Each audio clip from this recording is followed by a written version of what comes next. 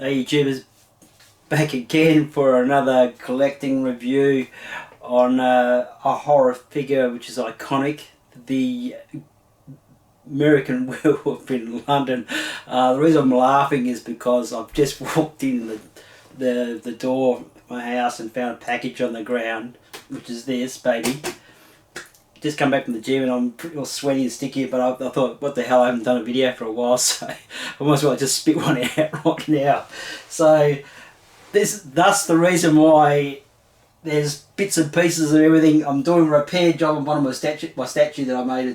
I broke the thumb off it because the axe caught my leg because I've been changing my studio around, and so the whole studio's a mess. But I'm getting there. I'm probably going to be doing a video on my studio very soon.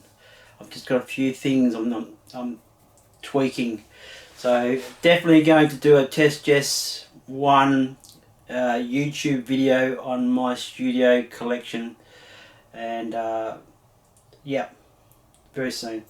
But getting back to my video on this classic American Werewolf in London. I love the front cover of this. This is brilliant. The way they've put the title up, like the title there, and then up above they put the "Keep the clear of the moors, beware of the moon." It's like that what I was saying in that tavern, which is really awkward. That was basically the awkward part of the film. Like, you just felt like you wanted to get out of there quick smart, and that's what they did. But unfortunately, they didn't listen to what the locals were saying, and this caused a dilemma, and this has caused the reason why this guy ended up in a bad situation. Not as bad as his friend, but yeah, they ended up. Yeah, it was a tragic story, a love story, a horror, a bit of everything really.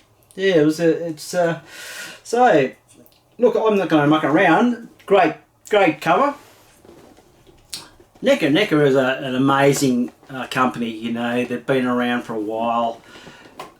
I do love NECA. Nothing underneath there. Let's get this baby out. Like I said, excuse the mess because there's crap everywhere. I'm repairing things and putting things together, but yeah, what the hell? Make an appearance and say hello to whoever watched my videos. The honest truth, just opening up the box, the image and the size of the character, the werewolf itself was overwhelming for me. I thought it was very exciting, and the sheer scale is something to definitely be excited about. If you're on the fence about getting this one, I wouldn't waste my time, because this is probably one of those figures that will sell out quick, and to buy it later on down the track, you'll be looking at a fortune. So jump on the bandwagon quick. Don't muck around with this particular figure. If it's a collectible that you want to keep and resell later on, go for it. Leave it in the package. If it's something you want to keep for the future and save a lot of money, because this is something you're going to be paying $200 for later on down the track if you keep it in its package. So jump on it quick. And this is definitely a NECA release that they hit it on the mark there with the quality of paint applications. Look, they've got the shades of the ribs right. They got shades in the around the legs, and shades certain spots of the head, especially shaded darker on the head there. It definitely highlights the undercoat greyish brown that the creature was. I couldn't be for certain, because you've got some grey around the claws here that are highlighted and brought out, and then you got like a dirty under brown sort of colour. So I think that it's pretty accurate to what was shown in the movie. The size of it, wow,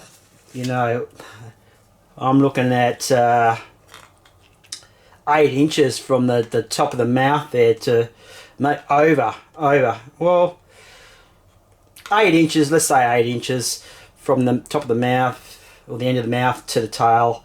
If you're looking at, for around about the 5-inch mark with the crouch down posture. The look, I think it's a fantastic figure. The articulation is, it's all there. It's got a rotation system in around the thigh there. It's got a decent movement. Well, it's like you're never gonna say, oh that NECA does their joints too loose. Are they adjustable? Well, they're not adjustable in the peg points, but it's one of those things you just put into a pose and leave it in that pose, as far as I'm concerned.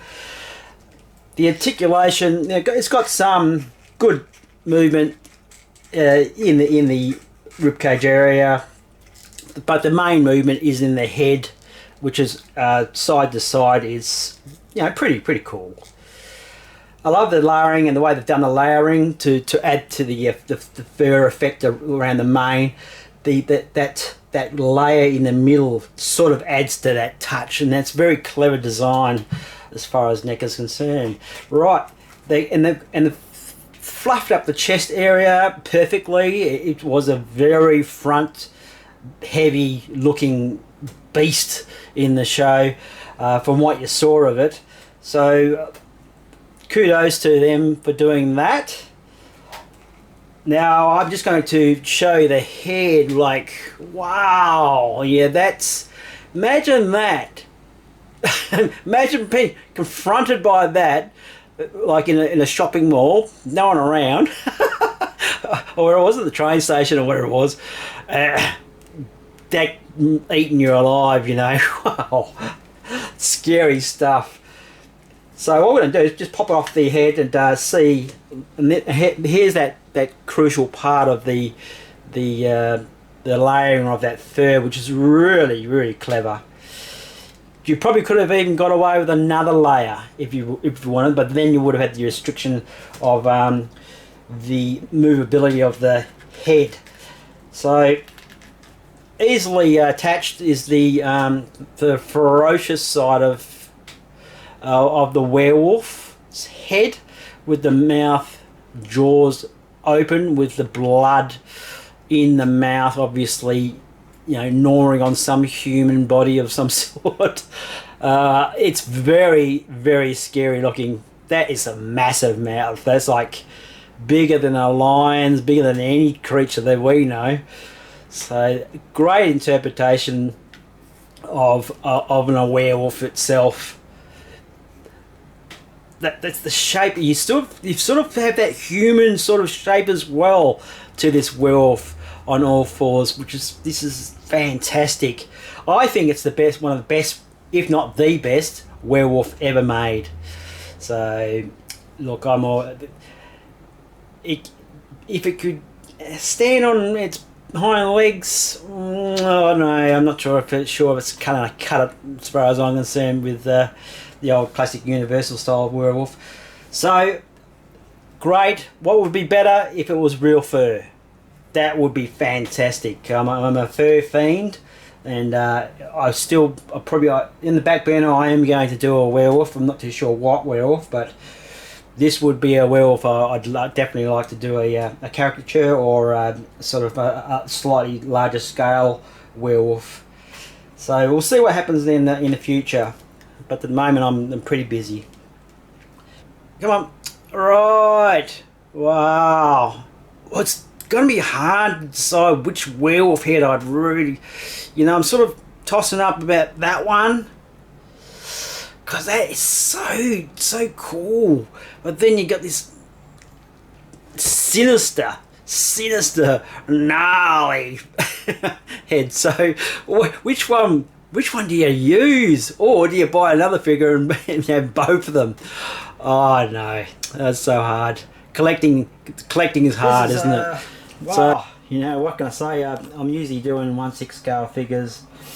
I'm actually selling off one of them 1/6 figures and going for a smaller scale stuff, because I think it just adds, having a different scale stuff, a smaller stuff mixed in with 1/6 scale stuff, is you know, like it adds to the studio. So that's what I'm doing at the moment. So I'm mixing matching.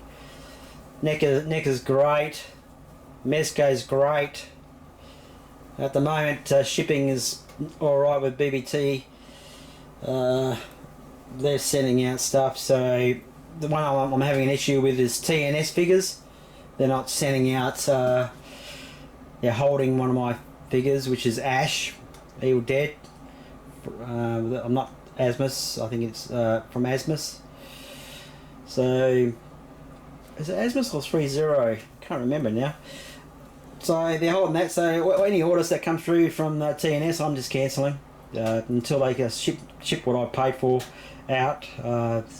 Any invoices that I've sent to me from now on, I'll be cancelling until they get their act together and start shipping the stuff out, because I paid for the shipping already in their costs. So look, that's what the story is with me. So if you can't ship, don't bother sending invoices for other figures. I'm just going to cancel and not buy from you guys. Alright, okay, thanks NECA. BBT, you've done it. You didn't change your prices either, which I'm pretty happy about. Hope you enjoyed my video. Real quick and easy. Test just one out. Catch ya.